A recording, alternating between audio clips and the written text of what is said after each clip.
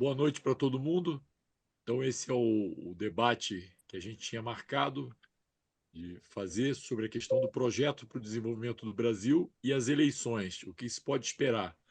Uma discussão sobre quais são os caminhos para um novo projeto de desenvolvimento para o Brasil, e cotizar isso com esse momento eleitoral que a gente está vivendo. Então, essa é a nossa tarefa aqui essa noite. Infelizmente, a gente não vai poder contar com o Márcio Postman, que estava inicialmente previsto para estar na mesa com a gente, mas dividimos aqui entre nós a tarefa de fazer essa, essa, esse aprofundamento, sobre o processo eleitoral, tentando cotizar ele exatamente com as perspectivas de futuro. Então, eu vou estar moderando aqui também, mas vou ser um dos expositores. E a gente pré-combinou que a gente vai começar com uma fala do Prado, depois fala a Ana Cláudia, e eu falo por último. Tá?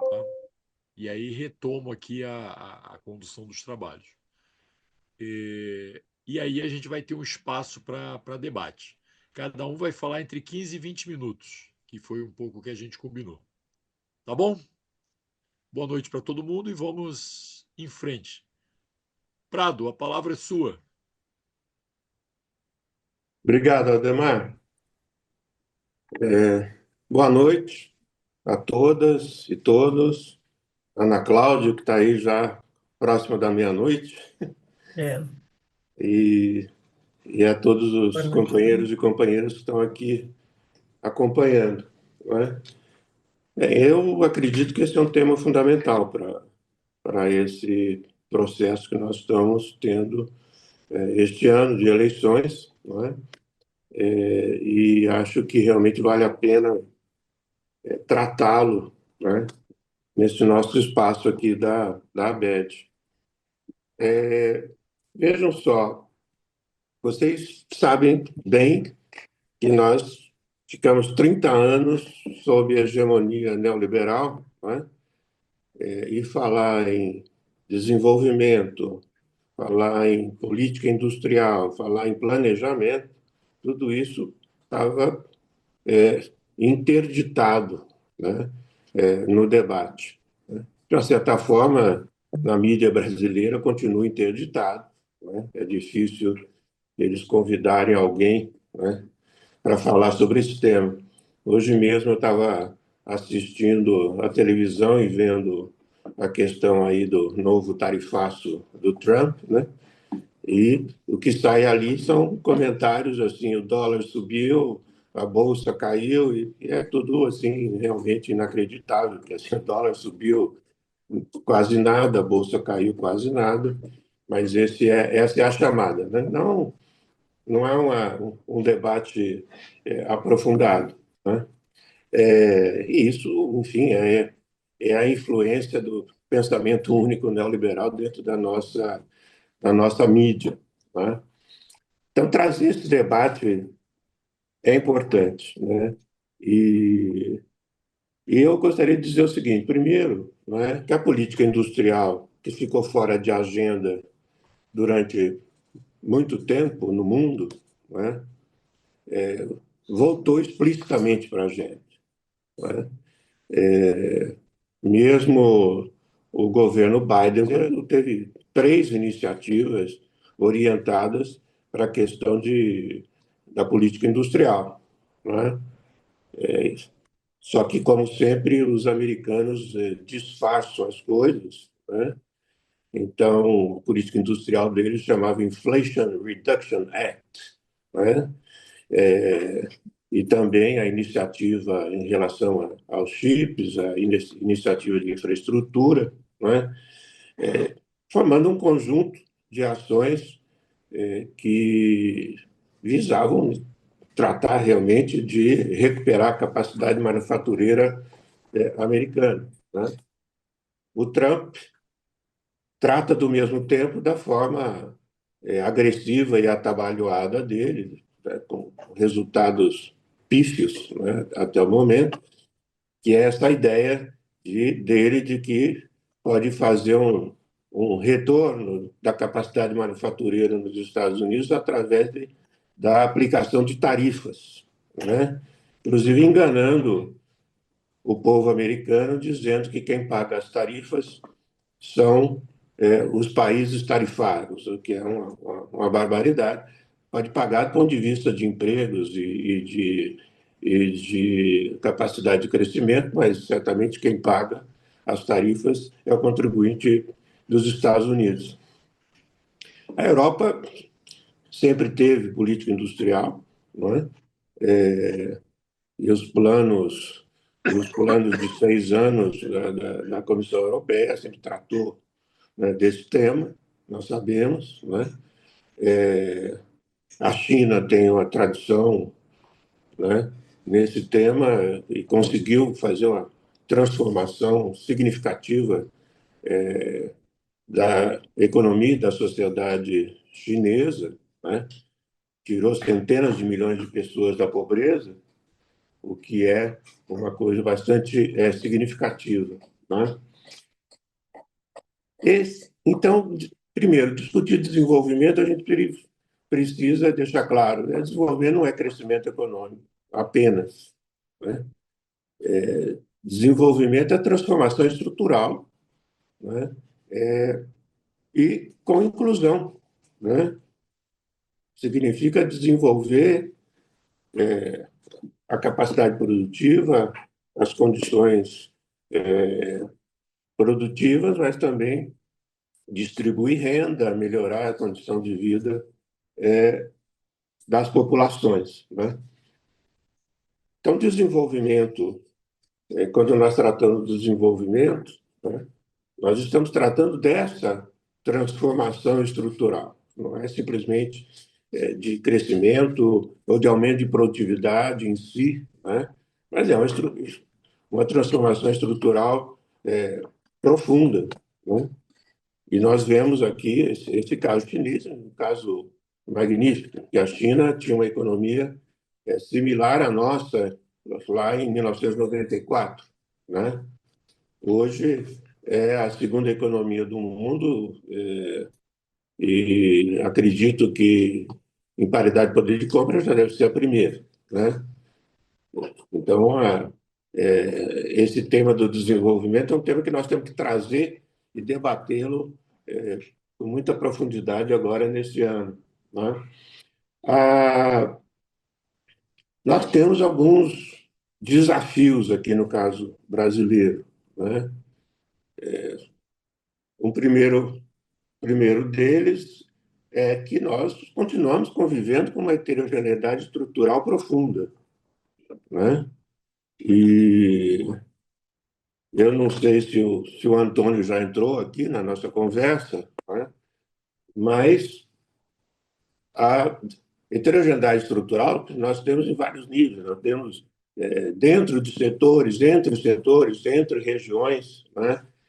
E isso é uma explicação estrutural, né, para as nossas diferenças do ponto de vista de renda e de capacidade de geração de empregos de qualidade nos setores, entre setores e entre regiões do país. Então, esse é um tema que a gente tem que trazer à pauta, né?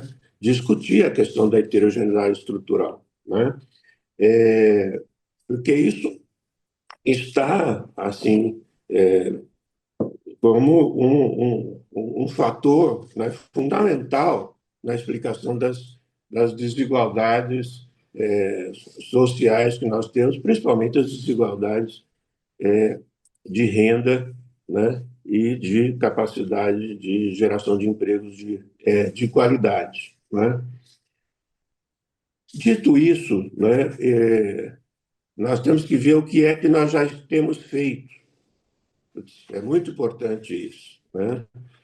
Nós temos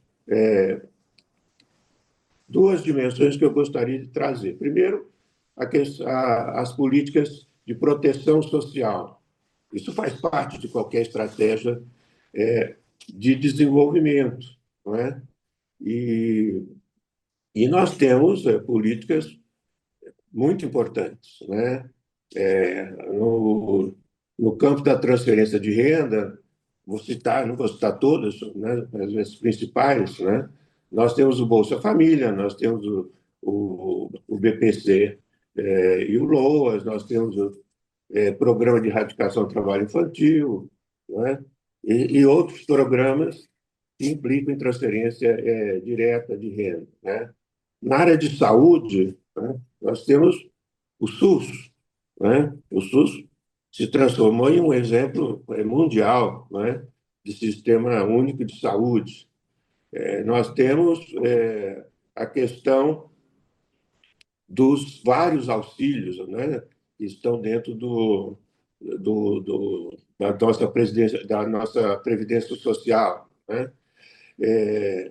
Voltando ainda à questão da saúde, nós temos uma estratégia, o SUS, a Estratégia de Saúde da Família, a Farmácia Popular, Programa Nacional de Imunizações, o SAMU, Atenção Básica, etc. Então, vários programas de proteção social aí significativos. Na área de educação, tem o Fundeb, tem o Programa Nacional de Alimentação Escolar, tem o Programa Nacional do Livro Didático, tem o Programa de Dinheiro direto na escola, pé de meia, FIES, ProUni, etc. Né? Trabalho e renda, tem seguro-desemprego, abono salarial, Sistema Nacional de Emprego, economia solidária, etc. Né? Segurança alimentar, muito importante. Né? Programa de aquisição de alimentos, cozinhas solidárias, programa de cisternas, restaurantes populares, bancos de alimentos, Política Nacional de Segurança Alimentar e Nutricional. Né? Habitação e saneamento, Minha Casa Minha Vida, Pacto Saneamento. Né? Vejam a amplitude de programas de proteção social que nós temos. Né? O Eduardo Faiani me disse que ele está escrevendo uma coleção importante aí que ele deve terminar nos próximos meses, né? Tratando da história da proteção social no Brasil. Né? É uma contribuição bastante importante para a gente entender, né, como surgiu, como isso foi construído e como está sendo mantido. Né?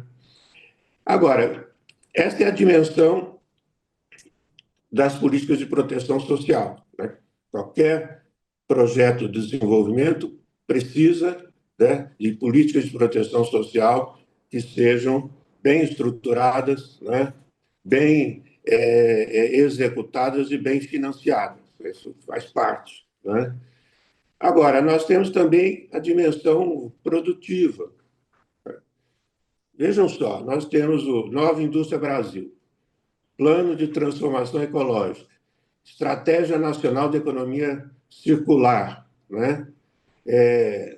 Como estrutura de financiamento, nós temos o BNDES, o FINEP, né? O FNDCT, Fundo Clima, Fundo Amazônia, fundos constitucionais, etc. Né? Ciência e Tecnologia, tem o CNPq, CAPES, Institutos Federais, Embrapa, etc. Né? Infraestrutura, o PAC, né? Programas de investimento em logística, expansão do setor elétrico, infraestrutura digital. Né? Na área de desenvolvimento regional, Política Nacional de Desenvolvimento Regional, SUDENE, Sudã, SUDEC, Zona Franca de Manaus, Rota de Integração Nacional. Né? Enfim, nós temos políticas, nós temos instrumentos, nós temos as instituições, etc. O que é que nós não temos? Né? Nós não temos a coordenação de tudo isso. É extremamente fragmentado. Isso significa que nós precisamos de um Plano Nacional de Desenvolvimento, né, que tenha o objetivo de coordenar essas políticas, de monitorar essas políticas, né, e ter metas em relação a essas políticas. E o que está faltando, na minha opinião, né, nesse conjunto todo? Né? Está faltando uma estratégia de desenvolvimento industrial territorial, justamente para a gente se estar aí tratando desse problema da heterogeneidade estrutural no país. Se a gente pegar todos esses programas na área de desenvolvimento, né, produtivo, nós vamos ver, primeiro, a concentração que tem em determinados setores e, principalmente, a concentração nas tecnologias de ponta. Né? Então, você pega o Nova Indústria Brasil, por exemplo, né? Tem uma preocupação grande nesse sentido, né? Mas pouco nessa dimensão do que eu chamo aí do aumento da produtividade dos invisíveis na economia brasileira, né? Dos setores invisíveis. Né? Isso falta, e nós precisamos ter uma estratégia para isso. Né? A mesma coisa no PAC. Né? O PAC, se vocês olharem bem o PAC, né? O PAC sofre de um problema que, quando eu estava na CEPAL, a gente tratou muito isso em vários documentos, que é o chamado lock-in. Né? É aquela coisa assim, se você tem um boom de commodities, né? E esse boom de commodities aumenta tremendamente a rentabilidade do setor primário exportador, né? O setor primário exportador acaba sendo aquele, né, que recebe não só as principais iniciativas de política produtiva, como no caso do PAC, se você for olhar, as iniciativas estão muito ligadas na área de transporte, por exemplo, né? Transporte para a economia agrária, primária exportadora. Né? Mais de 60% dos recursos do PAC tem essa orientação. E o restante que está mais relacionado com outras dimensões que são importantes. Né? E eu acredito que tudo isso é um pouco um resultado, né, da falta dessa coordenação, né, de ter um plano nacional de desenvolvimento para coordenar todas essas políticas. Né? E essa política de desenvolvimento industrial, territorial, né, ela precisa ser implementada. Né? Recentemente, falando sobre a proposta que eu elaborei sobre isso, né, eu participei de uma entrevista no Le Monde Diplomatique Brasil, né, e o Silvio Catiabava, excelente quadro, né, me dizia, mas, Prado, como que a gente pode coordenar essas políticas todas com a fragmentação que nós temos nos ministérios, etc., né? E até no Congresso Nacional? Aí eu falei, uma pergunta muito interessante, muito boa, né? Nós teríamos feito essa mesma pergunta 30 anos atrás, quando começamos a desenvolver o SUS. Não é isso? O SUS, não é? Demora muito tempo para se desenvolver, né? Envolve diversos níveis da federação, né?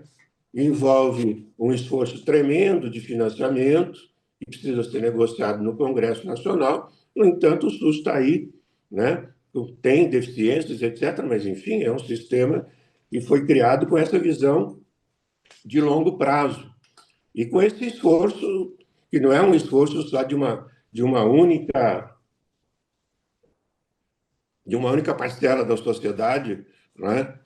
E tampouco de um único nível da Federação Brasileira. Teve todo esse esforço. Então, nós temos que pensar também, né, que qualquer política de desenvolvimento é uma política de longo prazo.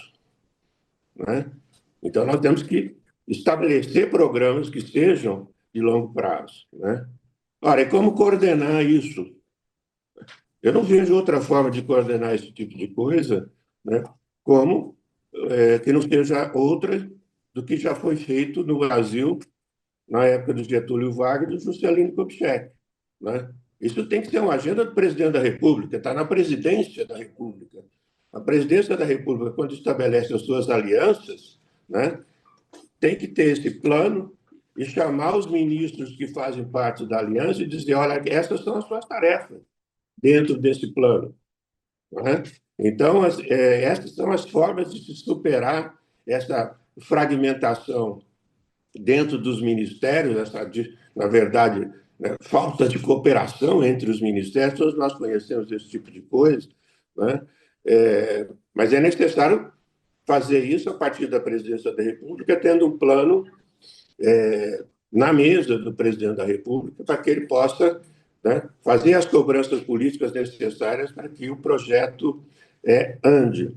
Então, só para encerrar, né, para ir provocar o debate, né, primeiro, nós temos que tratar da questão, né, de ter o plano, de estabelecer os mecanismos de coordenação, de estabelecer claramente os mecanismos de financiamento, né? E isso está na mesa da presidência da República. Não tem como fazer isso a partir de cada um dos ministérios, por mais capacidade que os ministérios têm, né? Dou um exemplo para vocês. O Programa Nacional de Economia Circular está dentro do Ministério da Indústria e Comércio, né? Isso dialoga completamente com esse projeto de fazer industrialização territorial, aproveitando os fluxos de materiais e de resíduos que nós temos na economia brasileira, que é gigantesco, são milhões e milhões de toneladas, não é? E nós temos, então, aí uma oportunidade, né, de realizar esse processo de desenvolvimento, considerando todas essas dimensões, considerando-os aí de coordenação, de financiamento, de articulação política, né, etc. Esse é um tema que está aí, né, na questão eleitoral, né? Do outro lado, nós temos um candidato, né, que não só entrega o futuro do país, né, para uma outra nação, né, como não tem visão nenhuma de desenvolvimento, de planejamento, de política industrial, de nada, né? É absolutamente, muito menos de proteção social, nesse sentido amplo que a gente vem construindo aí desde a Constituição de 88, apesar das idas e vindas desse processo.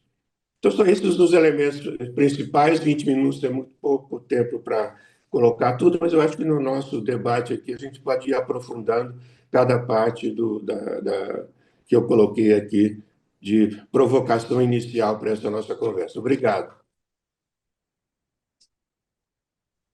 Obrigado, Prado. Na apresentação, eu esqueci de falar, o Prado, além de membro da coordenação da ABED, ele é também conselheiro do Corecon São Paulo.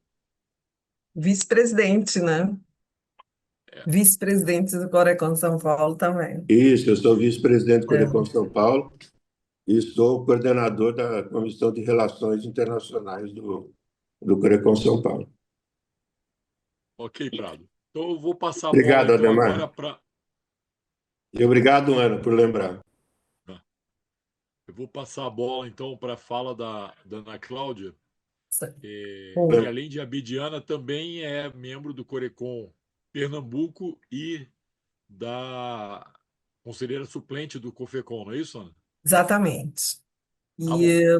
Bom, gente, boa noite. Eu E acho que que o está falando Prado para a gente, para quem não pegou, ela está falando diretamente de Londres. é, Daqui a eu pouco estou vocês aqui vão ver cerveja na entrando London pela School. janela ali. Bom, gente, boa noite a todos, né? Boa noite a Prado, boa noite a Ademar, todos que estão aqui nos escutando, Valéria, Ricardo, Rosevaldo, bom, todos que estão aqui. É um prazer, eu acho que o tema é importante, falta debate no Brasil, eu tenho escutado muito isso, é preciso trazer esse debate. Eu chamaria atenção aqui para um dos pontos da fala do Prado, temos que fazer uma transformação estrutural profunda. E esse é o momento, eu acho que nós estamos no momento oportuno de pensar, portanto, o futuro, não é? Eu acho que agora é o futuro, já construímos, é um governo exitoso, embora esteja aí sendo questionado pela direita extrema, dificilmente vai conseguir tirar esse governo, não fazer com que ele não seja reeleito, porque o governo Lula ele tem resultados efetivos. Não é? Não só do ponto de vista da política macroeconômica, a gente pode até questionar também alguns efeitos adversos, né, da política monetária, mas o governo tem muitos resultados positivos, não é? E o que nós precisamos agora, portanto, é criar um novo ciclo de prosperidade. Eu acho que é isso que se propõe, portanto, esse debate. E aí eu queria trazer aqui o Celso Furtado, que é um patrono, né, da ABED, e que se dedicou à região Nordeste, que era uma região, em 1959, deprimida, letárgica, né, no seu processo de desenvolvimento, e portanto, deixou não só para a região Nordeste, mas como para o Brasil como um todo, na verdade, um mapa e um caminho, portanto, e uma luz para se construir uma estratégia de desenvolvimento baseada nas transformações estruturais voltadas, naquela época, para economias estagnadas e subdesenvolvidas, que sofriam, portanto, a letargia no seu processo de crescimento e de desenvolvimento. Então, Celso nos traz, portanto, elementos de análise e que são extremamente contemporâneos. No escopo do projeto de Celso Furtado estava lá a industrialização com transformações profundas nas estruturas produtivas e sociais, e o Nordeste se integrando ao Brasil, e aí é bom sempre lembrar que o plano,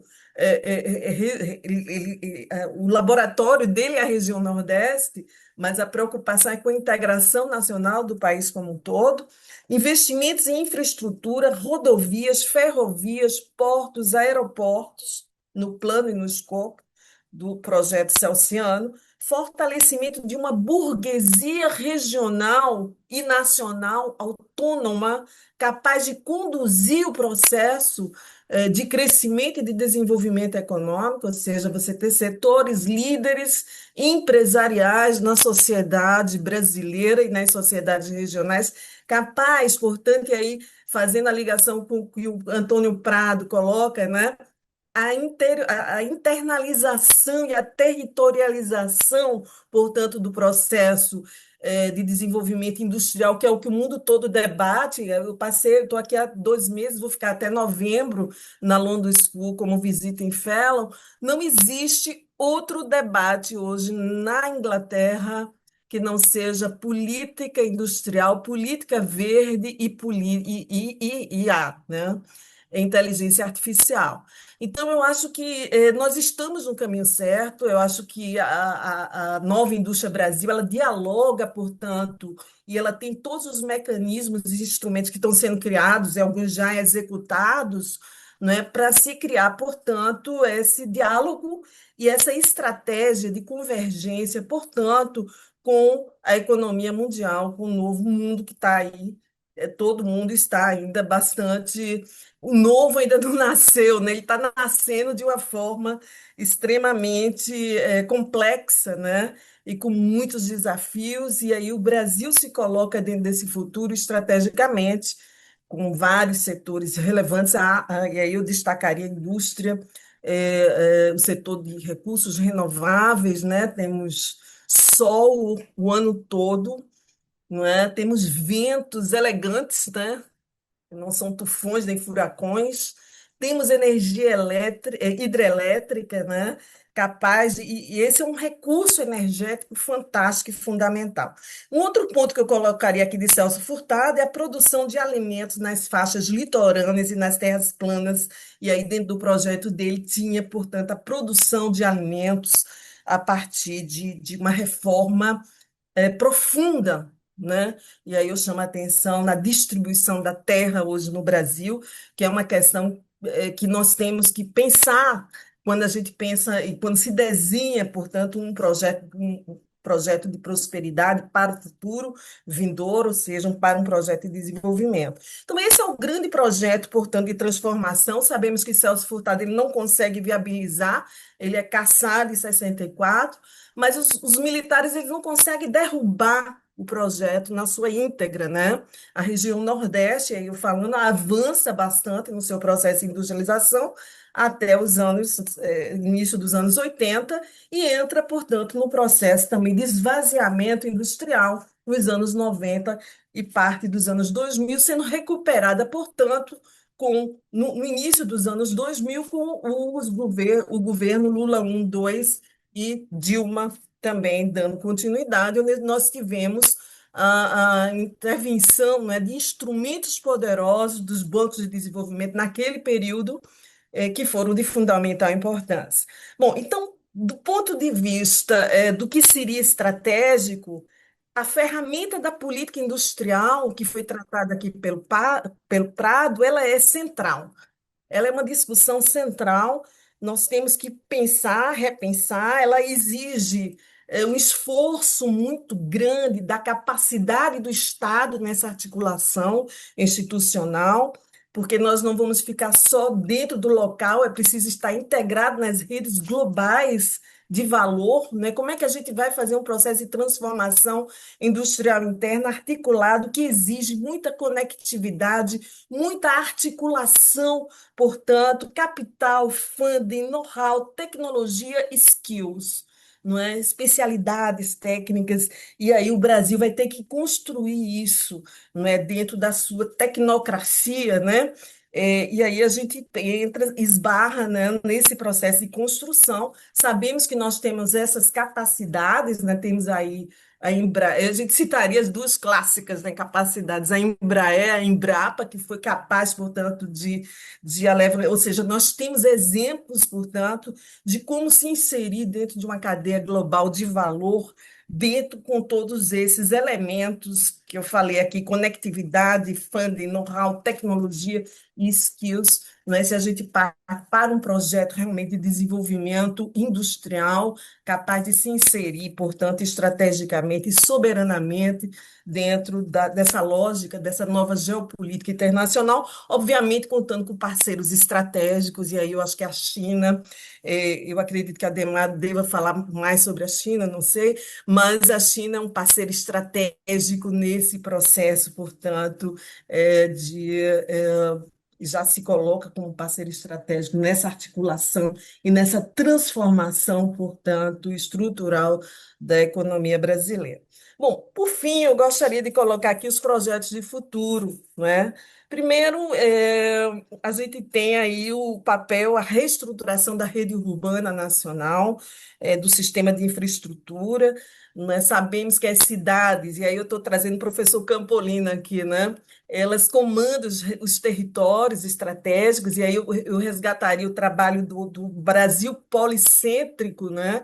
É preciso um olhar sobre as cidades dentro desse processo de reconstrução, esse projeto, esse novo projeto nacional, a continuidade do projeto atual, né, para o futuro, ou seja, a construção desse Brasil policêntrico através da estruturação de redes muito fortes dentro das grandes metrópoles e das grandes cidades, construindo também e dando espaço e fortalecendo as cidades médias que tiveram digamos assim, um papel muito importante mais recentemente, não é, nas políticas, aliás, um desempenho muito importante mais recentemente, né? Então, eu destacaria aqui esse ponto, né, o fortalecimento da rede urbana e da infraestrutura nos territórios, né, já que a preocupação é como articular esse processo de transformação industrial dentro dos territórios. Eu trabalhei mais de 20 anos no Sebrae, e fiz vários trabalhos, inclusive com o Tânia Bacelar, na época que eu estava lá coordenando projetos, etc. E a gente trabalhou muito com os chamados arranjos produtivos locais. Na época era arranjos produtivos. E hoje a gente não escuta mais isso, não é? Então, eu acho que a retomada, porque não é só entrar nas redes globais de valor, né? Tudo isso é importantíssimo, né? Ter parceiros estratégicos que nos permita, portanto, entrar nas redes globais de valor, mas tem o desenvolvimento local, a estrutura das governanças locais, como viabilizar isso, que passaria, portanto, por essas transformações territoriais, não é, que seriam de fundamental importância nesse projeto de reestruturação, de reorganização industrial. Não é? O outro ponto que eu colocaria aqui são desenvolver os ecossistemas de inovação. A gente tem lá o Porto Digital em Recife, Campina Grande, com muita produção, ainda com germes também, e já com produções efetivas, né, na área de tecnologia, não é? E aí, como é que a gente constrói, portanto, dá fôlego, na verdade, incentiva mais, ou dá um olhar de futuro maior, portanto, para esses ecossistemas de inovação que estão dentro de regiões, por exemplo, Recife, Campina Grande, Manaus, Floripa, São Paulo. Então, como articular essa rede, né? Eu, no meu entender, ela ainda está muito frágil, do ponto de vista da sua integração, não é? Mas já temos aí realmente um potencial muito grande dentro desses ecossistemas, de inovação dentro dessas regiões. É preciso um olhar mais orgânico, digamos assim, no que diz respeito a essa construção desse novo projeto de desenvolvimento. Ampliação do acesso à internet de qualidade para todos. Isso aí é uma questão central, gente. Que não está na internet, está fora do circuito. Tudo é via app. Você compra por app, não é? Você, portanto, está fora do mercado, fora da educação, etc. Não é? E, por outro lado, isso tem rebatimentos também territoriais, não é? A questão do acesso à internet, permitindo fluxos, né, de não só de informações, mas também de produtos, etc., através das redes que são construídas através dos aplicativos, das empresas que estão por trás, e aí as grandes empresas terminam se beneficiando com isso, né, que são as big techs, né, a Amazon, etc. Como construir essa rede, né, entre local, de comércio local, etc., né? A questão da energia renovável e limpa é um grande potencial, só que nós temos que internalizar a questão dos equipamentos. Aqui a discussão é essa também, né? Como criar efeito, não é só gerar energia limpa, né? Através de projetos de energia eólica e energia. É preciso ampliar como criar os linkages dentro da economia local. Né? Como avaliar isso também, os efeitos, né, internos, e como atrair investidores, e aí eu acho que a gente tem um potencial muito grande de atração de investimentos a partir desse ativo, né, que nós temos, que é um recurso natural que o Brasil tem em fartura, não é, que é energia limpa. Não é? Esses seriam, portanto, os pontos, não é, que eu gostaria de destacar, não é? E o papel das políticas sociais, eu acho que Prado colocou aqui, elas continuam, reforçar, redesenhar, aperfeiçoar, sempre no sentido de melhorar, levar todos esses equipamentos sociais dessas políticas para um ponto máximo, né, de funcionamento. Eu acho que isso é um papel do Estado. Aliás, o Estado está presente em tudo isso, não é? Então, é isso. Eu acho que eu já coloquei aqui os pontos centrais. Uma questão também que o Prado falou e que é fundamental: temos recursos. Se não temos muitas vezes recursos, é possível atrair capitais, é possível fazer parcerias estratégicas, né? Temos aí bancos que podem financiar, não é? E temos instrumentos, não é? Mas é preciso coordenar melhor esses instrumentos para a gente conseguir realmente montar um projeto de prosperidade para o país, que é o que a gente tanto precisa, de emprego de qualidade, né, que não sejam empregos, portanto, é, frágeis, né, emprego que possa atrair a juventude, né, também, e que a juventude fique mais satisfeita, né, e fique mais feliz, porque eu não sei se vocês tomaram conhecimento de um estudo recente do IBGE, analisando as perspectivas dos jovens, e é muito assim complicado, né? A perda, portanto, portanto, de visão de futuro, achando que não vai ter mais emprego de qualidade, etc. Então, essa é a nossa função, eu acho, enquanto economistas, enquanto abedianos, né? Enquanto é, corecões, cofecões, é provocar, portanto, não é, as instituições para que elas coordenem esses projetos com essa visão, para que a gente construa agora esse futuro a partir de um presente já bastante exitoso, eu diria, do governo Lula 3, não é, que traz aí elementos muito importantes e resultados relevantes para que a partir de agora a gente possa partir para a nova etapa. É isso. Obrigada. Obrigado, Ana Cláudia. Pô, exposição muito interessante a partir de longe daqui, né? Não tá muito no calor da disputa nesse momento agora, né? E espero que a gente possa contar com perguntas para avançar algum desses pontos que você levantou. Eu vou tentar falar agora e vou tentar ser curto para a gente ter tempo para o nosso debate em seguida. Tá?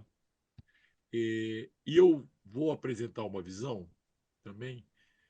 A gente tem estruturado dentro do projeto que a gente montou aqui na BED do Rio, de acompanhar, através de um observatório eleitoral, o que está acontecendo nessas eleições. Então, acho que esse é um ponto interessante. A primeira coisa para falar é que esse é um processo que mantém uma polarização extrema. Né?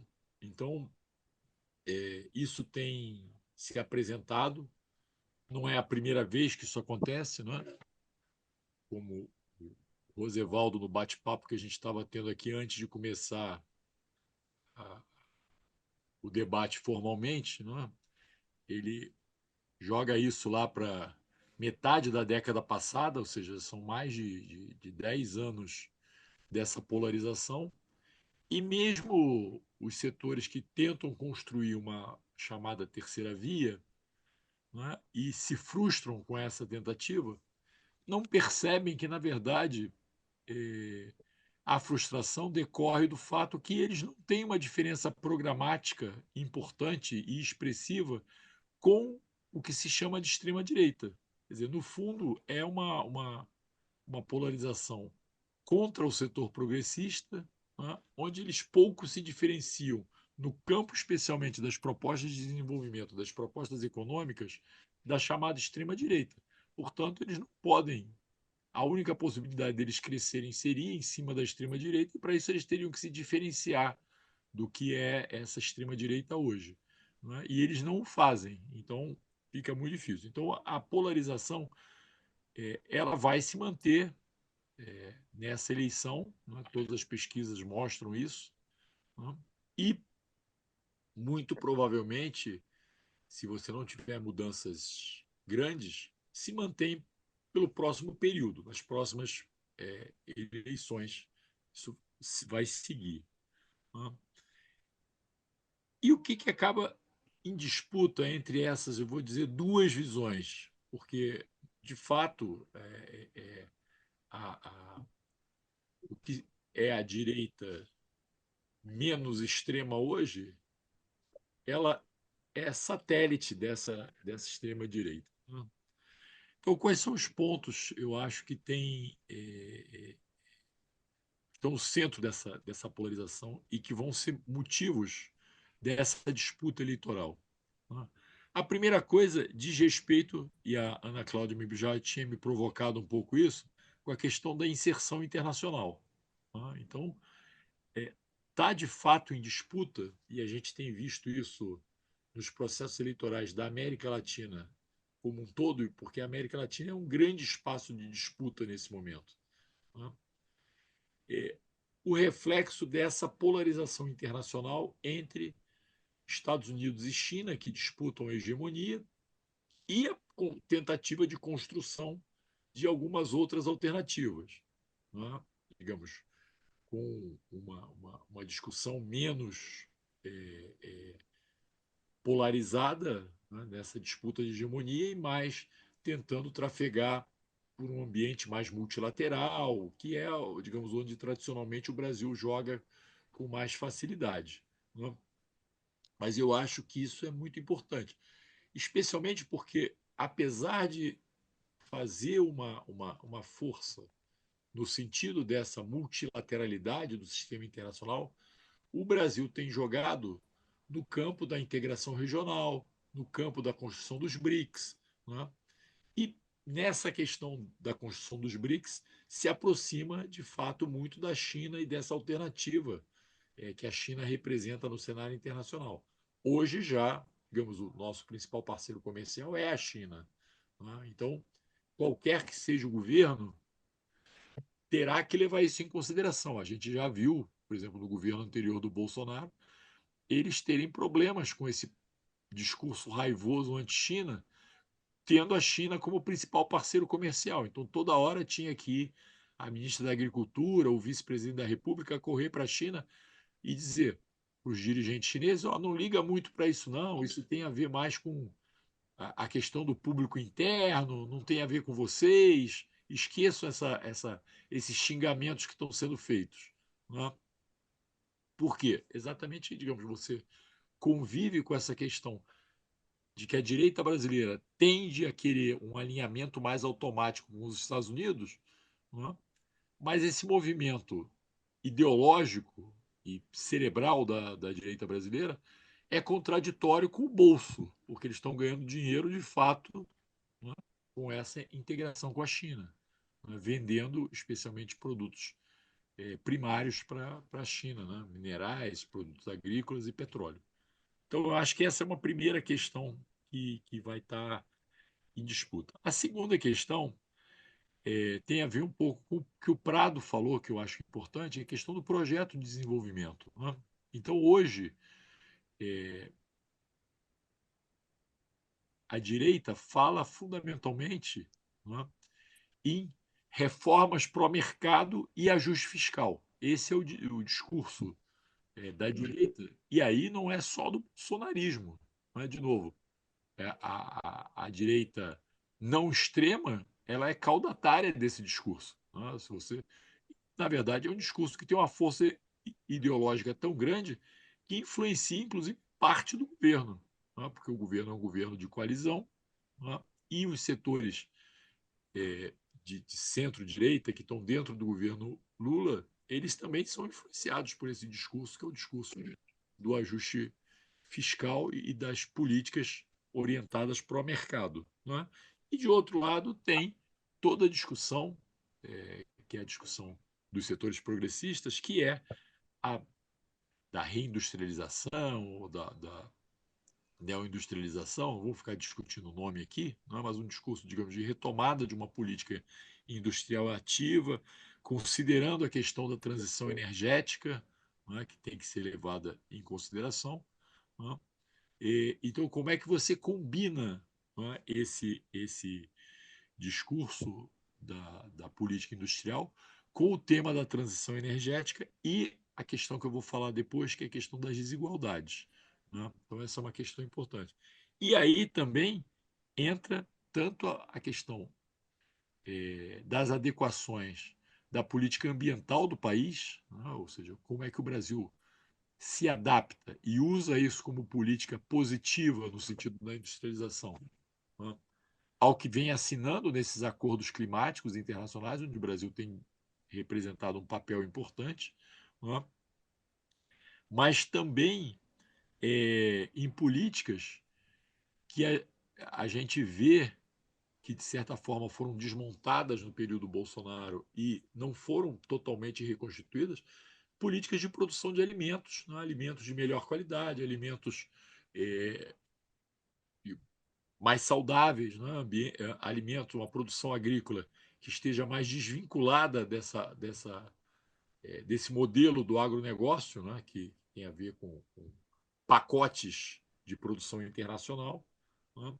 Então, eu acho que, digamos, tem uma estratégia de desenvolvimento que tem que combinar, não é, melhorias na parte agrícola, inclusive avançar o processo de reforma agrária, que é um processo importante para você reduzir desigualdades no país e ampliar o desenvolvimento do interior do Brasil, né? Com essa questão da transição energética e com a questão ambiental. Né? Então a gente tem que ver como combina a política industrial nesse sentido. Um outro tema que é um tema fundamental é a questão da relação entre poderes. Né? Então, o tema da democracia, aí para vir para um tema que é caro à Abed. Né? O, a questão da institucionalidade democrática e a questão de como é que você mantém essa uma relação positiva entre os poderes, né? Sem uma interferência, cada um dos poderes respeitando, né? E interagindo com o outro, né? É uma questão fundamental. Quer dizer, quando você vai para a direita, e de novo, a gente não está só falando da direita bolsonarista, né? E nisso a direita bolsonarista consegue hegemonizar um campo amplo, só se fala em conflito com o STF, né? Se fala em conflito com o executivo, a partir de uma presença no parlamento expressiva, né? Então se compra briga o tempo todo. E, e a direita brasileira acaba se movendo politicamente pela briga.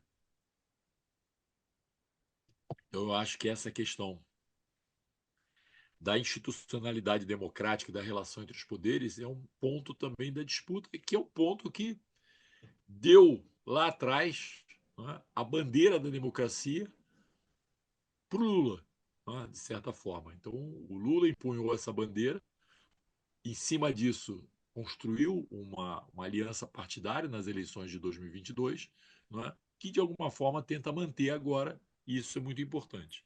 Né? O outro ponto que eu listaria é exatamente a questão das desigualdades. Né? Como é que a gente resolve esse problema no país, que é um problema estrutural, né? Que tem a ver com a questão do campo, como eu já falei, ou seja, como é que você avança aí a questão da reforma agrária, tem a ver com a questão educacional no país, tem a ver como é que você vai transitar no sentido das novas tecnologias, o que, que você vai precisar para isso. Então, é fundamental fazer essa discussão. A gente corre sempre o risco, e o Brasil é useiro e vezeiro esse tipo de coisa, de você caminhar em direção ao futuro sem resolver os problemas do passado. Então a gente fez a industrialização sem resolver o problema da informalidade, a gente transitou para o fim da escravidão sem resolver o problema dos escravizados, e assim vai. Essa é o mote tradicional do país. Então a gente tem que enfrentar de cara essa questão das desigualdades. Né? E finalmente eu queria tocar num ponto que não foi um ponto abordado, mas que eu acho que é fundamental.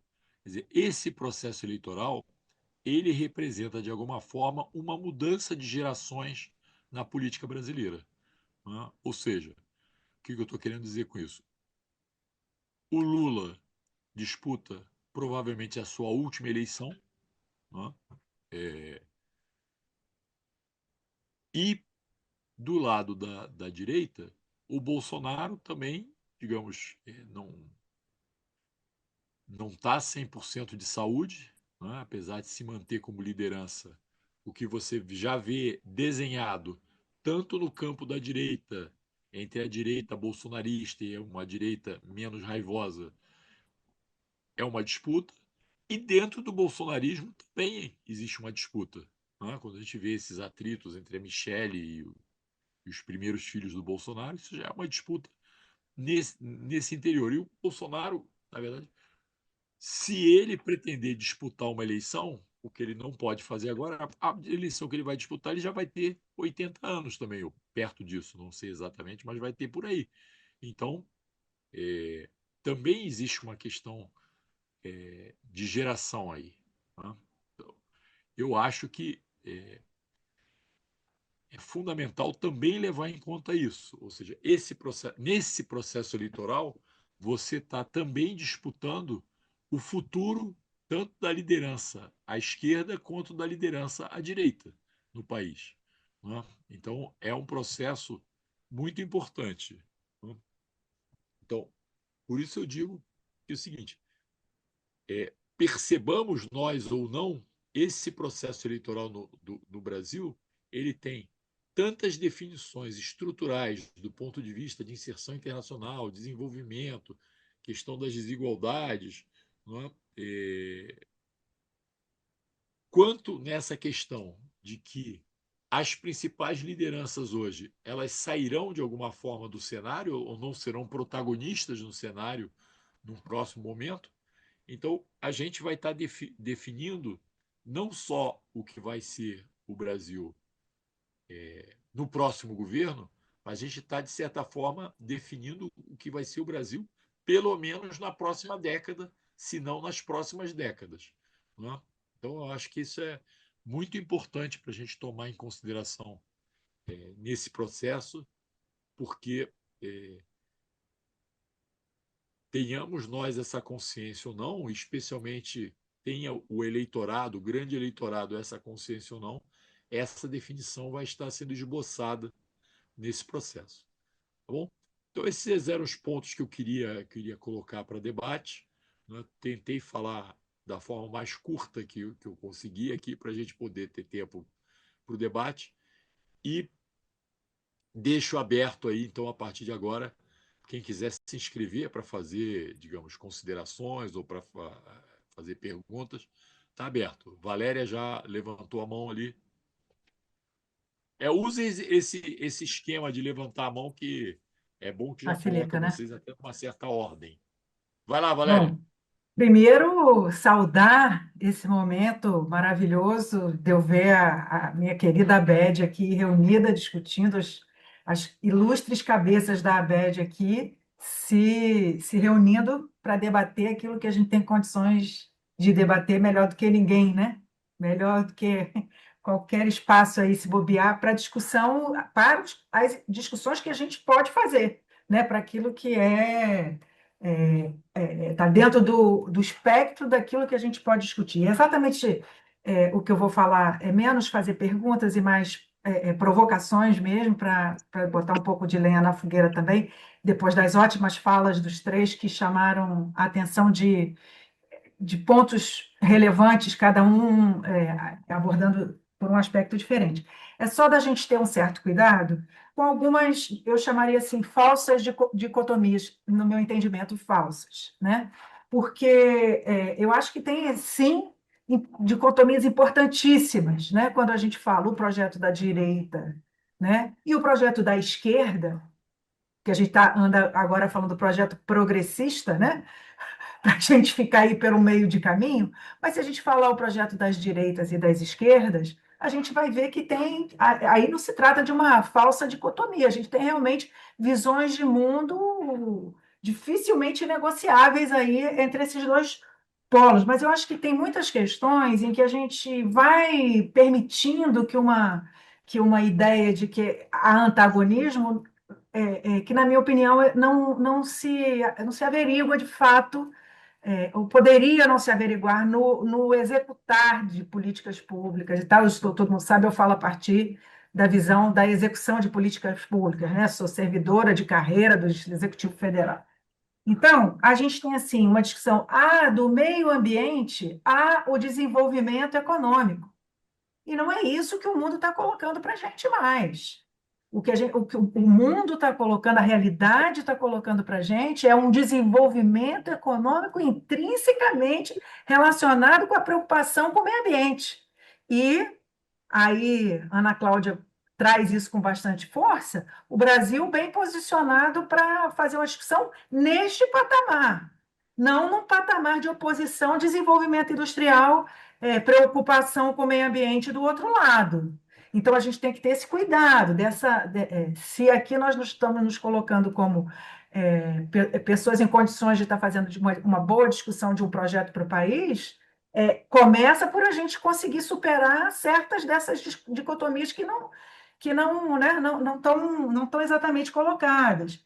A ideia de que ou crescimento econômico ou política social, né? Quando a gente já tem aí, inclusive, a experiência dos anos de governo progressistas mostrando políticas sociais promovendo o desenvolvimento, né? O que que a gente tem aí da recuperação do valor do salário mínimo, o impacto de desenvolvimento econômico que teve no interior do Nordeste, por exemplo, com a valorização da Previdência Social, do valor mínimo da Previdência Social, né? A interiorização do ensino superior e técnico, o impacto econômico da interiorização do ensino superior e técnico no Brasil, que ainda precisa de muito estudo e mostrar para nós, porque nós ainda não estamos vendo.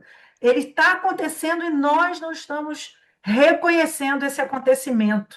Uma universidade em Quixadá, uma faculdade de economia pública em Quixadá, o que ela faz para localizar a gente lá, para levar pesquisadores, professores, o que ela desenvolve economicamente pela instalação de pessoas com renda, com salário de professor universitário federal lá no meio do interior do Ceará, gente, o impacto disso tem sido fantástico nos últimos 20 anos, seguramente, e a gente ainda está falando só em termos de Bolsa Família, sabe? Trazendo até um pouco da importância das políticas sociais aí que o Prado colocou, né? E aí eu vou trazer digamos, terceira e última aqui, dicotomia falsa, né, entre democracia e economia, né, ou ainda entre chamada luta identitária, né, e que a gente poderia chamar de luta de segmentos sociais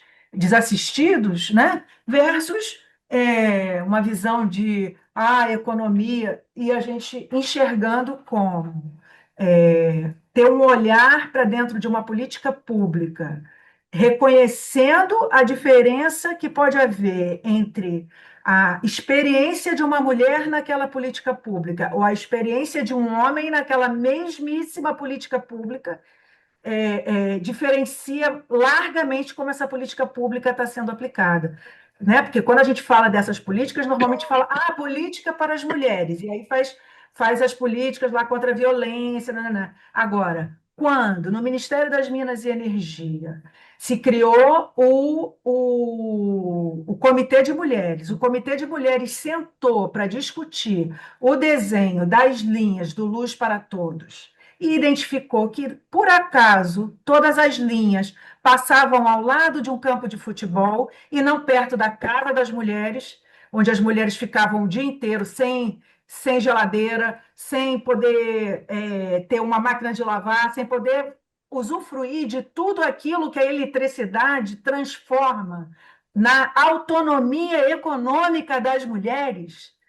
A gente precisa entender essa forma de enxergar a equidade de gênero, muito além de garantir que tenhamos um ou dois ou três lugares para ir quando a mulher apanha do marido, ou do companheiro, ou de quem quer que seja, entende? Então, nós temos que ter o cuidado de não cair como diria minha mãe, esparrela das falsas dicotomias que só estão colocadas aí para nos dividir, e nós não estamos precisando de divisão do lado de cá, a gente está precisando juntar mais do que dividir. Era ter essas diversas preocupações em mente. Obrigado, Valéria. Estão inscritos aqui na sequência o Júlio Miragaia e o Rosevaldo. Saúdo aqui o Júlio e a participação dele aqui. Lembrando que o Júlio é um grande vascaíno e está rolando um jogo do Vasco nesse momento. Então, valoriza ainda mais a presença do Júlio aqui. Vai lá, Júlio. Miragaia é mentira. Ele tá curtindo que tem menos um torcedor para dar força lá para o Vasco. Ele está mentindo, ele está mentindo. Mas aproveitando a deixa, Ademar, a piada que eu vi hoje é que o pessoal que está torcendo contra a Argentina, né, na final contra a Espanha, está propondo que o Messi coloque uma camisa do Vasco para a Argentina ser vice. E piada contada por vascaíno, hein? Vamos lá. Mas vamos lá. Bom, boa noite a todos aí, bom rever velhos amigos. Eu vou ser muito breve. Eu senti um pouco de falta, né? Não que não tenha sido abordado, mas talvez uma maior importância para a discussão do papel do Estado, né? Nesse processo de desenvolvimento e, particularmente, né, da, da neoindustrialização, né, ou reindustrialização, o nome que se dê. Porque, de alguma forma, né, todo esse discurso neoliberal, né, o discurso de que o mercado, ele, claro que não contaminou, né, a esquerda como um todo, mas, de alguma forma, acho que nos deixou assim um pouco nas cordas, né, de encontro às cordas, e a gente não tem sido capazes de responder a esse falso discurso, né, de que o mercado resolve as questões principais, né, da economia.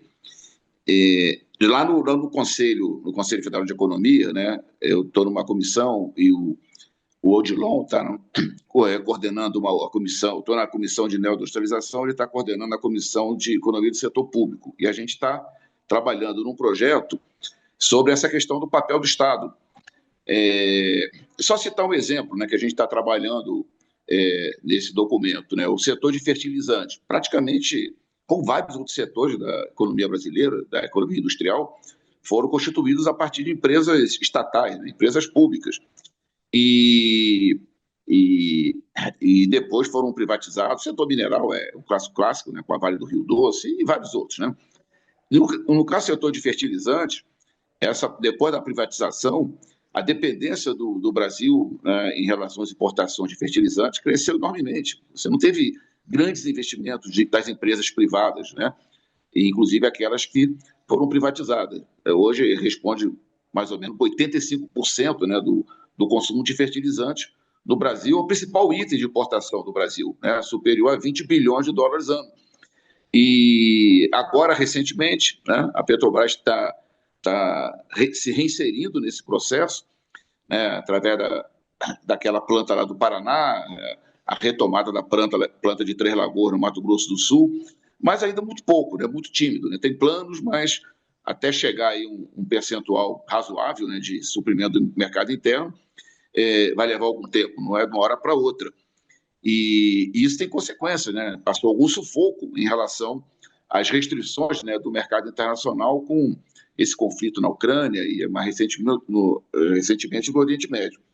Então, a gente acha que é uma discussão importante, né? A gente não sabe até onde a gente vai ter fôlego para avançar com essa discussão, né? Ou torná-la, né, de alguma forma mais visível, né, diante desse massacre que né, a grande mídia promove em termos de, né, essa tábula rasa, né? Ou seja, a discussão é sempre muito superficial. Então, mas a gente vai fazer esse esforço, né? E eu acho que entre a gente, talvez a gente devesse dar um pouco mais de importância a tentar resgatar essa discussão, né? O papel do Estado como Estado indutor, como Estado, né, empreendedor, né?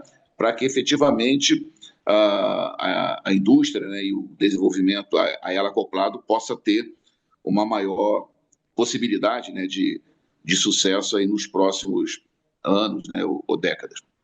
É isso. Obrigado, Júlio. O próximo inscrito é o Rosevaldo. Boa noite a todas, boa noite a todos, todes. Satisfação imensa estar aqui com tantas cabeças pensantes, mas quero fazer uma saudação toda especial para Cláudia Lecoq, irmã do nosso queridíssimo e amado e saudoso Nelson. Faz muita falta para a gente no Grupo Impactos. Sinta-se abraçada, com certeza. E estava ouvindo as falas de vocês e lembrando dos versos de Brecht. Que tempos são esses que nós temos que debater o óbvio? Livre mercado? O que é isso? Onde é que tem isso em qualquer lugar do país? Não existe livre mercado, existe mercado. E o mercado, eu tenho que concordar com Marx sempre nesse aspecto, que ele, quando se sente solto, ele caminha para o monopólio. Ele quebra a concorrência.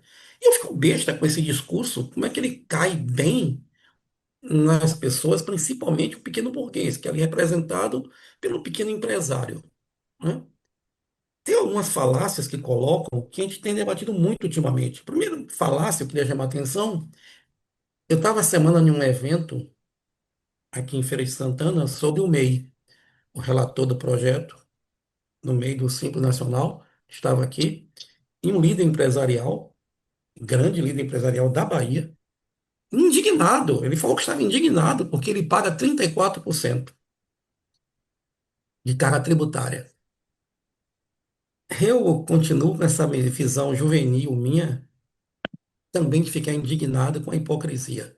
Peguei o microfone e falei com ele que ele não paga imposto nenhum, que se ele pudesse me listar o que é que ele paga em 34%, eu gostaria de aprender. Porque eu, Rosivaldo, eu pago 41,5% no meu contra-cheque. A minha renda bruta já vem, sem direito nenhum a sonegar, 41,5%. A saber, 27,5% de imposto de renda e 14% de previdência, que o senhor Rui Costa fez o favor de botar a Previdência da Bahia primeiro, uma reforma previdenciária para a gente, servidor público, maior do que a de Bolsonaro, inclusive. Então, 41,5% já sai pagando. E ainda pago desses 34 dele uma boa parte do que eu consumo de imposto. E ele não paga nada. Ele olhou para mim e fez assim: você não paga nada de imposto. Se eu te perguntar aqui quais são os impostos que compõem que você paga de seu bolso, você não paga. Quem paga é o consumidor. Quem paga imposto nesse país é o pobre, que é a maioria. A falácia foi desmentida. A segunda falácia que eles inventam para a gente, e nós acabamos incorporando também esse discurso, é o custo da mão de obra no Brasil. Eles alegam que o custo de um trabalhador é o dobro e tudo mais. Mentira. Mentira deslavada. Vamos tomar o grosso do número de empresas nesse país são pequenas e microempresas, as quais, pelo Simples Nacional, não pagam a contribuição previdenciária patronal. Não paga nada. Estourando é 21% de encargos sociais. Mentira. A grande empresa, o custo de mão de obra não chega a 10% de uma grande empresa.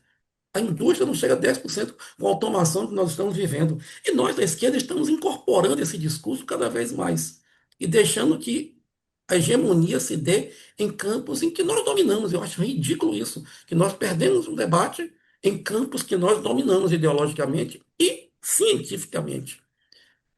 E aí, foi um negócio impressionante. Meu sobrinho estava comigo e falou assim: é melhor ir embora, é melhor ir embora, que os olhares estão fervendo para cima de mim. Mas depois, uns quatro me ligaram e disseram assim: rapaz, eu nunca tinha pensado nisso. Eu digo: pois é, você, como microempresário, você não paga imposto. Você paga uns 5% sobre o faturamento, em que você quer agora fazer um limite de MEI para poder contratar dois empregados. Quem vai contratar dois empregados com limite do MEI? Isso é estímulo à sonegação. Se eu pegar salário mínimo, dois empregados, dá um custo anual de 41.600. Se eu pegar o que está sendo proposto pelo governo de R$ 110.000 por ano, pagando matéria-prima em termos de comércio e tudo mais, é estímulo à sonegação.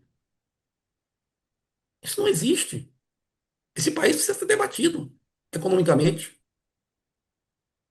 E aí eu vi vocês comentando sobre reforma agrária. Eu não posso aceitar que nesse país o orçamento dedicado ao agronegócio seja imensamente superior ao que é dedicado à agricultura familiar. Nós produzimos alimentos, nós somos o segundo produtor mundial de alimentos e nós temos gente morrendo de fome. Isso é um negócio absurdo, absurdo. Moradia. O programa Minha Casa Minha Vida desequilibrou completamente o cenário urbano das cidades. Eu que trabalho muito com isso, eu sofro, chego a dizer que as cidades brasileiras, onde tem mais Minha Casa Minha Vida, nós transformamos o que seria a segregação socioespacial em campos de concentração. A pessoa não sai de onde mora. E não é só a classe trabalhadora pobre, também um trabalhador médio que está se deslocando para distante para morar em casa de alto padrão. Ele não consegue acessar a cidade. O Lefebvre se vira no túmulo. Então nós temos que discutir uma reforma urbana. O Estatuto da Cidade está envelhecendo, está caducando. E nós estamos parando com isso. Já finalizando, parabenizar pelas falas, porque me trouxe essas reflexões todas aqui, e dizer que nós temos que fazer o bom combate. Fazer eventos como esse cada vez mais, ocupar espaços, ocupar as academias, mas fundamental a gente sair da academia. Finalizando com vocês, eu acho que eu não comentei com vocês na reunião esses dias, que eu fui fazer um evento, não vou chamar de palestra, uma reunião com o Sindicato dos Trabalhadores Rurais, os mais beneficiados por um programa de tarifa zero. Eles não sabiam o que é tarifa zero. Uma semana depois, eu fui fazer uma palestra para os trabalhadores rodoviários. Eles não sabiam o que é tarifa zero. Em seguida, foi fazer outra palestra sobre tarifa zero para os trabalhadores do comércio, que aqui em Feira de Santana, uma cidade com 700 mil habitantes, eu tenho 50 mil trabalhadores do comércio. Nenhum sabia o que é tarifa zero. E eu disse assim: puxa, o que está acontecendo? A nossa população não consegue debater o mínimo possível. Nós estamos deixando que o debate raso seja ocupado pela direita. Isso não pode acontecer. Nós precisamos produzir mais, mas uma informação palatável.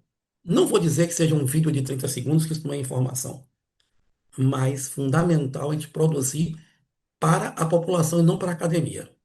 Basicamente é isso, uma saudação toda especial a vocês.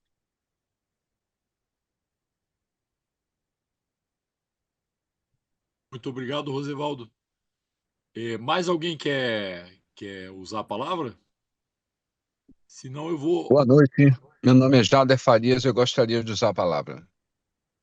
Tá, eu vou então fazer o seguinte: eu vou passar a palavra para o Jader e depois para os que fizeram a apresentação inicial usando aquele mecanismo da ordem inversa. Então eu falo primeiro, a Ana no meio e o Prado termina, tá bom? Vamos lá, que aí, se tudo der certo, a gente termina dentro do momento que a gente tinha pensado e não fazemos a Ana Cláudia avançar pela madrugada de Londres. Jader, a palavra é sua. Boa noite a todos. Há alguns anos atrás, eu participei de um debate promovido pela revista Carta Capital, quando ainda estava vivo o grande jornalista Emino Carta, e participou desse debate o professor Luiz Gonzaga Beluso. E eu fiz um questionamento ao professor Beluso, que eu respeito muito, que diz respeito à questão da dominância do rentismo no Brasil, né? E como o rentismo sangra o orçamento público, com o fluxo de recursos que vai para o pagamento de juros e encargos da dívida, né? Então, eu fiz ver a ele que o nosso problema do Brasil, não é tanto a questão da relação dívida-PIB, e sim a relação juros-PIB, que é uma das mais perversas do país de relevância econômica no âmbito da OCDE. Ou seja, é, os juros e encargos da dívida representam aproximadamente 8% do PIB, enquanto nos Estados Unidos, a nação mais americana, mais endividada do planeta, a relação juros-PIB está em torno de 2,5% do PIB. Então, nós temos enormes problemas no ponto de vista dos constrangimentos que o Estado brasileiro vivencia face à pouca disponibilidade de recursos para investimentos em infraestrutura, que é uma variável fundamental para que o país possa entrar num ciclo virtuoso de crescimento em bases sustentáveis, para que possa ampliar qualitativamente os serviços públicos na saúde e na educação, né? Então, essa é uma questão que cabe à reflexão de todos nós economistas. O nosso grande inimigo hoje é o rentismo. O que é que explica a, esse percentual que o candidato Flávio Bolsonaro vem apresentando nas pesquisas, sem projeto de governo algum? É o voto antissistema. Nós, de esquerda, progressistas, que apoiamos o presidente Lula, somos vistos pelo senso comum como sistema, não é? Então, é essa a questão que eu gostaria de colocar para vocês, porque a revista Carta Capital dessa semana, o ministro da Fazenda sinaliza que haverá, a partir de 2027, medidas de ajuste fiscal. Obrigado pela atenção.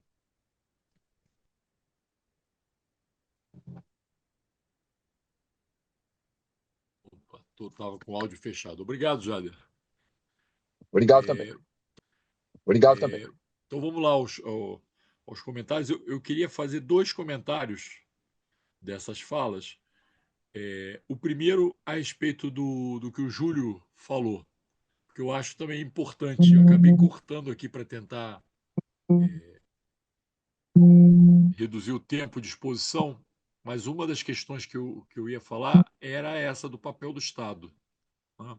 Eu acho que esse também é um ponto importante de disputa, né? Quando a direita fala em reformas pró-mercado, uma coisa que está embutido e é reduzir ainda mais o papel do Estado. Né? Só que essa é uma discussão que está sendo vencida no mundo afora. Né?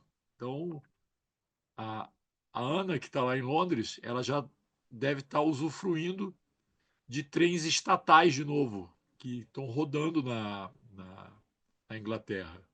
Né? Em vários países da Europa, o sistema de água, de fornecimento de água, foi reestatizado. Né? Agora há pouco tempo, e olha que é um governo bem à direita, o governo italiano usou os Correios, uma empresa pública, para recomprar a TIM, uma empresa de telecomunicações que tem inclusive filial no Brasil. Né? Então você tem o, o Prado citou isso, né? Os Estados Unidos tocando política industrial, né? Explicitamente. Né? Então, essa questão ela é uma questão eh, que está sendo recolocada no mundo.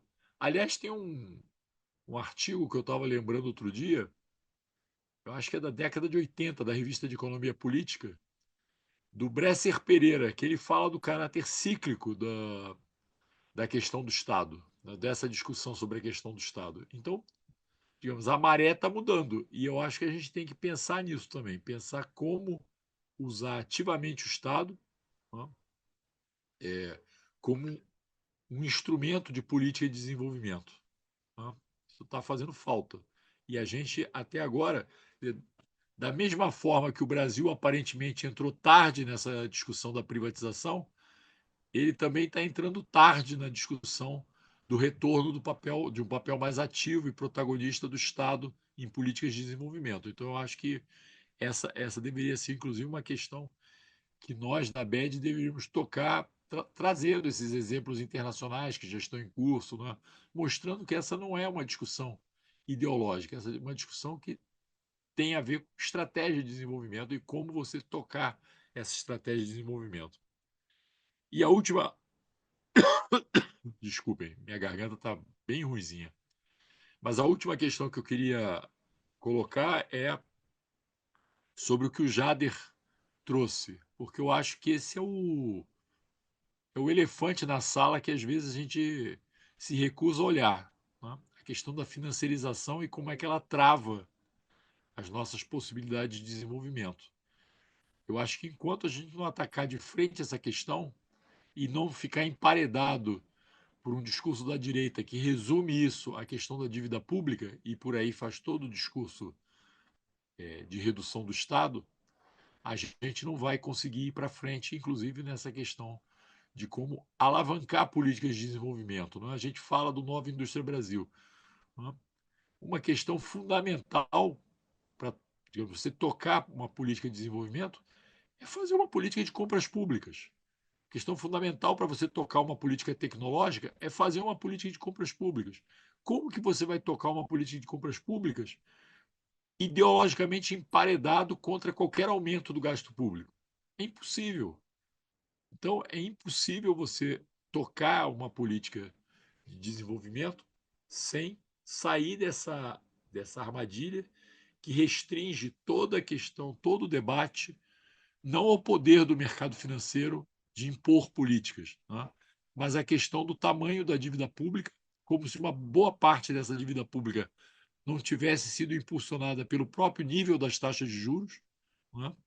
E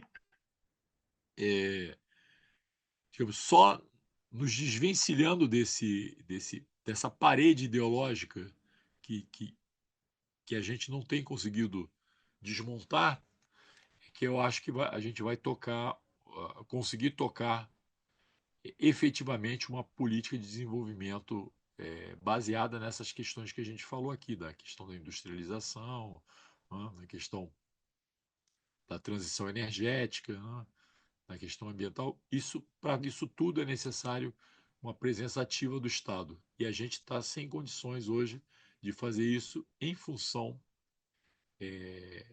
dessa hegemonia do mundo financeiro. Aliás,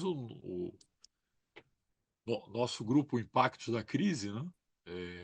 Nosso grupo de conjuntura nacional, a gente tem feito recorrentemente essa discussão e temos, inclusive, tido um trabalho enorme para não ficar repetindo os nossos boletins, né? De ou aprofundar ou buscar outros assuntos, mas a gente vai e volta e acaba caindo nessa questão, que é uma questão essencial. A gente tem que, digamos, ver como é que a gente se desvencilha dessa situação que a gente tem hoje. Ok, obrigado. Passo então à Ana Cláudia. Queria só reforçar o que você e o Júlio, né? O Júlio, inicialmente, você reforçou também, não é? A questão do renascimento da política industrial como sendo uma questão estratégica. Em todo o mundo, ela está ganhando um novo impulso, não é? E após décadas de governos, né, que foram incentivados a minimizar, de certa forma, a intervenção pública, né? E deixar que os mercados decidissem. Hoje, isso está sendo revisto no mundo todo. Eu acho que a China é um exemplo, né? E eles tentam seguir um pouco os passos da China, né? No que diz respeito ao sucesso que ela está tendo em termos de política industrial. Então, a política industrial, e aí reforçando novamente o que Júlio e Ademar colocaram, é um projeto político de Estado, né? Prado também reforçou isso, né? E exige estados capazes, portanto, de definir rumos, de coordenar instrumentos e de construir capacidades. Eu acho que esses são três pontos que eu queria deixar aqui.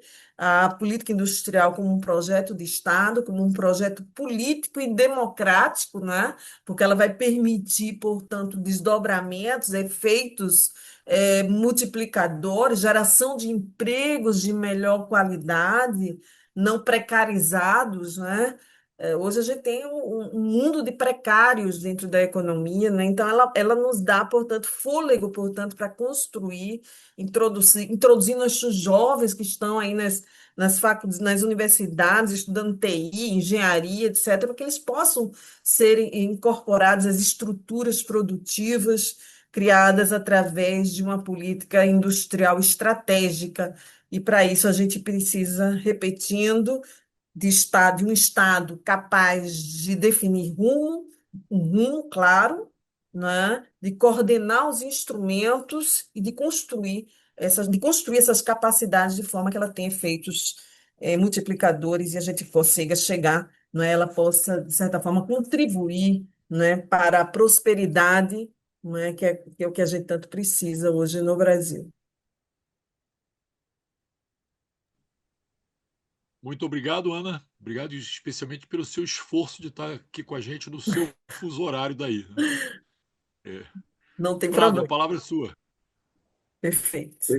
Obrigado, Ademar. Eu vou tocar em alguns pontos que foram colocados aqui no debate, né? O primeiro ponto é a questão do mercado, né? Não há nenhum grande problema que o mundo vive hoje que possa ser solucionado pelo mercado, né? Vamos colocar claramente, né? O crescimento da desigualdade, né? A imprensa festeja, né, o surgimento do primeiro trilionário, né? O que é uma coisa inacreditável, né? E isso expressa tremendamente essa questão da desigualdade. A desigualdade, que era um problema principalmente de países subdesenvolvidos, né, virou um problema universal, né? E no mercado certamente não tem resposta para esse tipo de problema. O segundo problema é a crise ambiental, né? O mercado não tem resposta para a crise ambiental. Se depender do mercado, a crise ambiental se aprofunda, né? E é o que nós temos visto. Apesar de existirem iniciativas de estimular, né, investimentos no sentido da economia verde, né, e de uma economia sustentável. Terceiro ponto, a fome. Né? A fome continua em nível mundial. Então, quase 700 milhões de pessoas passando fome. Né? Os países que mais retiraram pessoas da fome, retiraram por intervenção direta de políticas públicas, né? Do Estado, portanto, não do mercado. Mudanças demográficas, né? Urbanização, estou falando de nível mundial.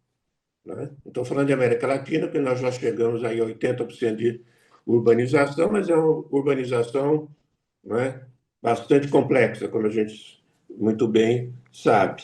Né? O mercado não tem resposta para isso, tampouco. Pelo contrário, né? Tem piorado o problema. Né? Nós não temos resolvido isso de forma satisfatória pelas iniciativas do mercado. Né? Migrações. O mercado não tem nada que possa fazer para resolver esse problema das migrações. Né? Envelhecimento da população. Né? Qual é a resposta do mercado para isso? Né? Não, depende de política pública, principalmente. Né? Então, pegamos aqui esses grandes problemas que são universais, não são apenas da América Latina. Né? O mercado não é resposta, portanto, a visão ultraliberal, né, é uma visão incapaz de responder a esses grandes problemas, porque justamente acha que o mercado poderia resolver, se der liberdade ao mercado, né, o mercado poderia resolver. Sabemos que não. Né? Sabemos que não por experiência histórica. Né? Não é uma questão de opinião, é de fato, é verificar a história e a gente vê claramente, né, a incapacidade do mercado em dar respostas a esses problemas que depende de coordenação, depende de multilateralismo, né? Depende de uma série de coisas que o mercado simplesmente não tem papel significativo, muito pelo contrário. Né? Questão do Estado. O Estado é absolutamente fundamental em qualquer processo de desenvolvimento. Não existe nenhum processo de desenvolvimento conhecido em que o Estado não tenha tido participação, né, na verdade, protagonista. Eu acho que a gente tem que deixar isso muito claro. Não existe experiência histórica de desenvolvimento sem Estado, né, ou participando ativamente, ou coordenando, ou planejando diretamente ou indicativamente. Não existe. Nós não conhecemos, na história econômica, nenhum exemplo disso. Né? Portanto, o Estado é fundamental. Recentemente, nós fizemos e eu distribuí para vocês, está aí na BED Nacional, fizemos um debate com o embaixador da Noruega. Né? O caso da Noruega é muito interessante. Né? E quando ele foi perguntado sobre a questão do Estado, ele disse, olha, o Pacto Social e Político norueguês, né, não discute o papel do Estado. Nem a direita nem a esquerda contesta o papel do Estado. Né? Pode discutir para onde vai alocar os recursos das receitas, etc., né? Mas não o papel do Estado em si. Né? Esse Estado norueguês é forte e ele orienta, né, e organiza o desenvolvimento do país. Né? Ele diz, claro que tem conflitos entre trabalhadores e empresários, né? Mas esses conflitos são tratados dentro da institucionalidade criada nesse caso específico. Gostaria muito que vocês vissem esse material. Eu distribuí tanto a palestra, o vídeo, como o caderno que nós fizemos sobre isso. Né? Então, Estado é fundamental. Né? E o Odilon tem discutido muito isso, né, Júlio? Eu acho que justamente dizendo o seguinte, olha, tem que entender, né, que o papel do Estado, né, é um papel que é um fundamento do processo de desenvolvimento, né? Não é uma questão ideológica, é fundamento, né, de qualquer processo de desenvolvimento. Outra questão é a questão da democracia, né? Por que que eu levei lá, e vou levar outros experiências internacionais, por que que eu levei o caso norueguês, né? E vou levar o finlandês, o dinamarquês, o holandês, né, para a gente conhecer melhor essas experiências? Porque são experiências, né, de política industrial, de desenvolvimento, etc., em democracias. E é muito fácil a direita vir e falar: não, vocês vêm aqui citar a China, mas a China é um Estado autoritário. Você vem citar a Coreia, mas a Coreia, né, antes de se democratizar, tudo isso foi criado lá pelo Estado autoritário, etc., né? Singapura, etc. Ora, então vamos ver aonde, né, políticas de desenvolvimento foram, né, bem-sucedidas, e políticas industriais e territoriais, né, Ana? Eu acho que aí é fundamental, né, foram desenvolvidas em Estados democráticos, né? O último ponto é o ponto da geopolítica, né? Nós estamos num momento em que o imperialismo americano está explicitamente agressivo, né?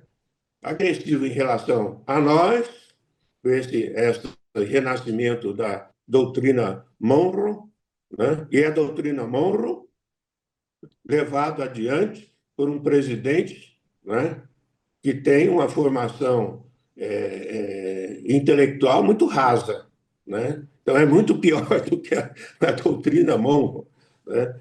É uma coisa realmente que nós temos que considerar, porque nós estamos sendo agredidos. Agredidos. A América Latina está sendo agredida ou militarmente ou economicamente, né? O que os Estados Unidos fez agora com a tarifa de 25% sobre o Brasil é uma agressão, né? O que o Marcos Rubio falou sobre o Lula, né, e o Brasil de negociação de má-fé não faz parte da diplomacia, né, que nós conhecemos. Nunca um secretário de Estado nos Estados Unidos falou uma coisa dessa sobre o Brasil em 200 anos de relação. Nunca. Então, nós estamos vendo uma agressão que não é uma agressão só de interesses econômicos, ele traz uma questão que é uma questão de natureza pessoal. Ele agrediu pessoalmente o presidente Lula. Isso não faz parte da linguagem diplomática. Isso é um absurdo. E nós temos que atacar esse absurdo e relacionar a esse canalha, né, que está tentando ser presidente da República do Brasil, entregando o Brasil aos interesses norte-americanos. Então, a geopolítica, nesse momento, está na nossa veia. Nós temos que tratá-la diretamente, porque a geopolítica, né, é capaz de nos influenciar, né, de forma direta. E aí as alianças que nós estamos fazendo em nível mundial, o esforço de reforçar o multilateralismo, né, e reforçar as leis internacionais, né, é fundamental, né? E essa coisa de que nós somos sistema, né, e o bolsonarismo é antissistema, temos que desmoralizar isso. Imagine que Bolsonaro é antissistema. Ficou 30 anos no Congresso Nacional, colocou 4 ou 5 filhos, sei lá quantos, na política, vive da política. Não é? É um sujeito que se relaciona com o que existe de pior no sistema da democracia brasileira. É isso que nós estamos tratando nesse momento. Então, esse debate sobre desenvolvimento e questão eleitoral tem que levantar isso mesmo. Tem que ir lá dizer: esses caras não têm resposta a nenhum problema que nós temos. Pelo contrário, eles estão num caminho de destruir a soberania nacional, né? Então, é esse o discurso que nós temos que fazer e desmoralizar esses caras, né? E o fato de chamá-los de traidores, né, é essencial, porque são traidores, de fato. Apesar da palavra ser uma palavra forte, traidores, né, mas são. E isso tem que estar denunciado, provado, né, nesse processo eleitoral. Nós lutamos pelo desenvolvimento, pela igualdade social, pela democracia, né, e eles lutam por todo o contrário, né? E também nós lutamos pela soberania e eles lutam pelo entreguismo. É isso que nós estamos aqui debatendo. Desculpa a ênfase, né? Mas eu estou realmente com a paciência aqui, né, de ligar a televisão e ouvir esses idiotas falando o dia inteiro sobre a família Bolsonaro. Falam até sobre a produção do vídeo da Michelle Bolsonaro, dos símbolos que estão nesse vídeo, e horas falando disso. Enquanto eu listei aqui, nessa nossa conversa, todas as políticas públicas essenciais que nós temos, que estão aí, foram construídas durante décadas, e nós temos um papel muito importante nessa construção. Essa imprensa fala alguma coisa disso? Não. Fala da Michelle Bolsonaro e dos símbolos que estavam naquele quadro em que ela apresentou. Ou das barbaridades aí que o Flávio Bolsonaro fala sobre o Brasil, né? Então, é isso. Eu acho que é esse tipo de debate que nós temos que fazer, né? E esse é o debate atual, gente. Nós temos que olhar daqui para frente. Desculpa eu chamar a atenção, mas nós aqui, nesse debate nosso, nós olhamos muito para a coisa para trás. Discurso antigo. Se atualizem para fazer o debate. Tem que se atualizar, porque senão a gente fica na mesmice. Não podemos ficar falando de coisas que não vão ajudar na transformação. Pode até ajudar na nossa história pessoal. Ok, eu fiz isso, fiz aquilo, não sei o quê. Ah, que bom, maravilha. Né? Mas nós precisamos transformar e ter consciência dessa necessidade de transformação e de nos desafiar.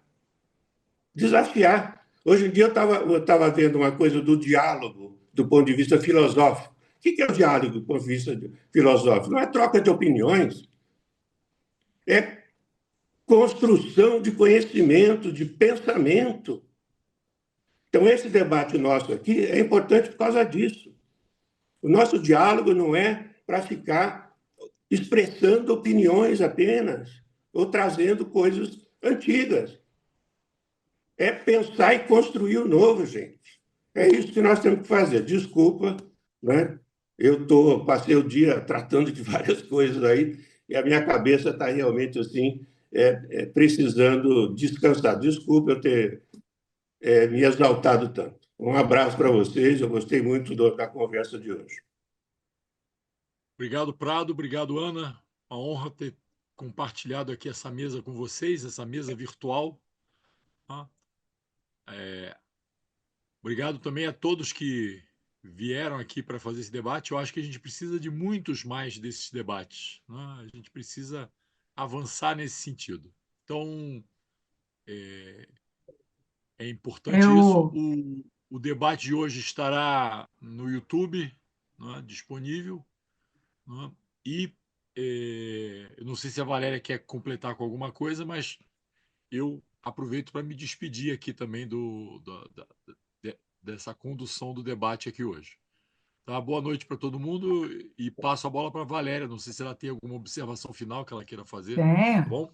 Na qualidade de promotora desse debate de hoje, vou me dar também aqui a prerrogativa de provocação, que é o seguinte: todos falamos aqui que precisamos fazer o debate, continuar fazendo o debate, então eu queria sair daqui hoje, como abedianos todos que somos aqui, com o compromisso de daqui a 30 dias retomarmos um novo momento de conversa, mas aí eu vou sugerir que a gente tenha um tema específico para fazer nesse próximo dia. Pergunto a vocês, algum tema que surge aqui da nossa conversa aqui hoje que nos oriente para o próximo debate? Industrialização, matriz energética, o que vocês acham que é terras raras, que todo mundo quer conversar sobre isso agora um bocado? Acabei de vir passar aqui rapidamente que botaram a culpa das tarifas nas terras raras e tal, né? O que vocês acham? O que pode ser o nosso tema para daqui a 30 dias? Diz aí, Miragaia. Papel do Estado, mas mais especificamente. Eu já estou com o dom de ler mentes, vocês estão vendo, né? Só olhei para o Miragaia e já tentei imaginar o que ele estava pensando. Ele até tirou a imagem. Cadê Menino, ele? notei isso. Não, Voltou. eu ia colocar o som e errei aqui o dedo. Não, Eu estava eu procurando acho. você, Júlio, aqui no, Errou o na botão aí, tela. Júlio. Diga aí. Não, eu acho que, veja só, essa questão, né, do papel do Estado, como eu disse anteriormente, né, eu e hoje o Lon está com esse projeto, né, para apresentar lá no próximo plenário do COFECON, que é agora 14 e 15 de agosto, né? Pronto. Então, se for do entendimento geral, né, a gente, eu não sei se o Gilão aí para São Paulo, ele tem participado aí da ABED, né? Mas aí, independentemente disso, a gente pode, né, apresentar o que a gente Próximo. construiu. Ó, hoje é dia 16, vamos botar dia 20, que vocês apresentam no dia 14, certo? Dia 20 dá qual dia da semana? 20 de agosto. Alguém consegue ver rapidinho aí? 14 é uma sexta-feira, então dia 20 eu acho que é uma quinta. Não é isso? 20 de agosto é Pela, quinta-feira. pela matemática, você viu que eu fui no feeling e caí numa quinta-feira de novo. É. Dia 20 Eu do acho que o 8. Odilon, viu, Júlio, poderia falar sobre a questão do orçamento público, não é? Essa campanha que ele está trazendo sobre o É orçamento, isso que ele está né? falando, exato. Vamos marcar assim então, Exatamente. Júlio? Bora? Casado, né? A questão do Isso. papel do Estado do orçamento, né? Acho que Porque aí ele traz as duas dimensões. Isso. Pronto, eu Uma fico com dimensão que é a... mais geral, que é do papel do Estado, mas uma coisa muito concreta, o orçamento público, né? E vamos pensar mais alguém aí nesse debate, né? Como Bora? expositor também. Maravilha. Eu falo contigo depois, Miragaia, tá bom? Para a gente acertar Vamos pensar, detalhes, fazer card, essas coisas aí. Valeu, Tranquilo. gente. Obrigada. Obrigado, pessoal. Boa Tchau, noite. gente. Boa noite. Obrigada. Boa Parabéns, Ana. noite. Tchau, tchau. Que horas estão aí em Londres? Meu netinho tá aí morrendo torrado, coitadinho, branquinho. Novembro chegou no Brasil. Maravilha. Aí é o quê? 1 hora da manhã já? Aqui Não, 1h10. 1h10, eita. Boa noite, Ana. Muito obrigada por você se Tchau, dispor tchau, aí. gente. Tchau, tchau. Obrigada também. Boa noite. Um abraço. Boa noite. Tchau, tchau. Tchau, tchau.